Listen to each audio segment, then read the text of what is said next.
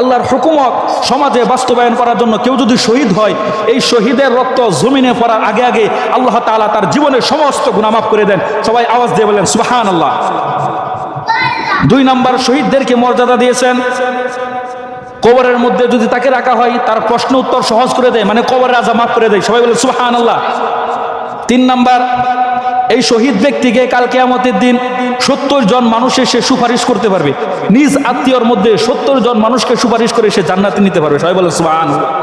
4 নম্বর, যখন কিয়ামতের ময়দান যখন কায়েম হবে, সমস্ত মানুষ চিন্তার মধ্যে পড়ে যাবে, অস্থিরতা কাজ করতে থাকবে। কিন্তু যে শহীদ আল্লাহর দ্বীন সমাজে রাষ্ট্রের মধ্যে বাস্তবায়ন করার জন্য যারা শহীদ হয়েছে, তার কোনো চিন্তা হবে না, তার কোনো টেনশন হবে না।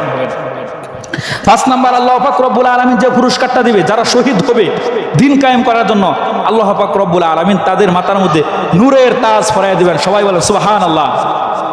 মানুষ দেখে চিনতে পারবে যারা দুনিয়ার মধ্যে শহীদ হয়েছে, আল্লাহর জমিনে আল্লাহর হুকুমত বাস্তবায়ন করার জন্য তারা শহীদ হয়েছে, প্রত্যেকটা মানুষ দেখে চিনতে পারবে। 6 নম্বরে যে পুরস্কারটা দেওয়া হবে, প্রত্যেক যারা দ্বীন কায়েম করার জন্য যারা শহীদ হবে তাদেরকে 73 জন হুর দেওয়া হবে, জান্নাতি হুর। সবাই বলেন সুবহানাল্লাহ। এজন্য আল্লাহর জমিনে আল্লাহর হুকুমত বাস্তবায়ন করার জন্য সবাই রাজি আছেন তো ইনশাআল্লাহ?